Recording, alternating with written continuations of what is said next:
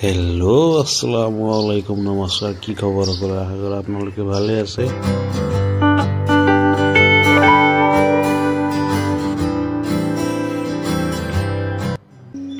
सो এতিয়া ডাইৰেক্ট চেৰি কৰাৰ পিছত আহি পালো Barpeta road railway station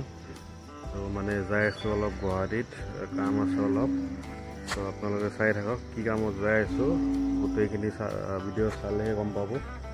so ভিডিওত থাকি যাওক So, এয়া হৈছে 30 ডে ৰমজান চ্যালেঞ্জৰ ডে 12 আৰু যেটো গুৱাহাটী যাই আছো এয়া বৰপেটা ৰোড ৰেলৱে ষ্টেচন এতে অলৰেডি আহি পাইছো এটা টিকেট কাটি ট্ৰেইনৰ কাৰণে অপেক্ষা কৰিম আৰু সো নেক্সট ব্লগ কন্টিনিউ কৰি আছো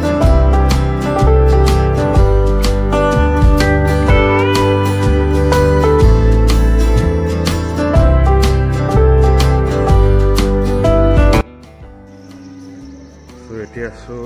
নাম্বাৰ প্লেটফৰ্মত আৰু আমাৰ ট্ৰেইন আছে 544 ত মানস ৰাইনো সো এই ট্ৰেইনতে যাই আছো এতিয়া মই হোৱা নাই এতিয়ালৈকে এতিয়া মাত্ৰ হৈছে 5:17 বাজে 5:40 ত যেহেতু ট্ৰেইন আহিব বহুত আগতে আহি পাইছো সো অলপ টাইম ৰখো বাকি এই হৈছে বৰপেটা ৰোড ৰেলৱে ষ্টেচন ইয়াৰ পৰা ইন্ডিয়াৰ প্ৰায় সব ঠাইৰে ট্ৰেইন পাই সো বহুত ভাল এখন ষ্টেচন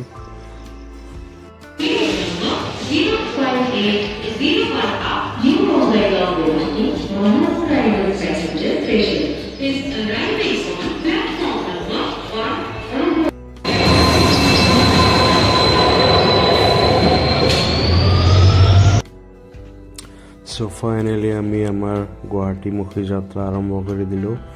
আৰু এয়া লাহে লাহে যাই আছো আৰু বাকি যি ৰাস্তাৰ দুই কাষৰ যি মনোমোহা দৃশ্য এয়া লগতে উপভোগ কৰি আছো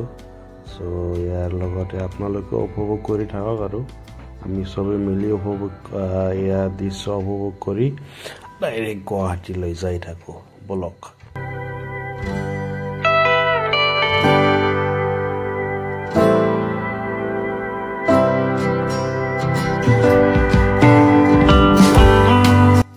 সো ৰাস্তা দুই কাষৰ যি মনোমোহা দৃশ্য সেয়া উপভোগ কৰি ডাইৰেক্ট গুৱাহাটী আহি পালোহি সো এতিয়া যাই আছো ষ্টেচনৰ বাহিৰত মানে আমাৰ যেহেতু উলুবাৰীলৈ আজিৰ মেইন ডেষ্টিনেশ্যন সো তালৈকে যাই আছো সো আপোনালোকে থাকক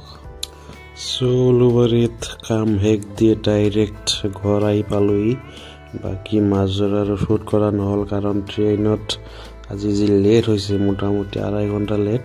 সেইকাৰণে মাথা নষ্ট একোৱে শ্বুট কৰা নাই সো ডাইৰেক্ট ঘৰ আহি পাইছো ঘৰ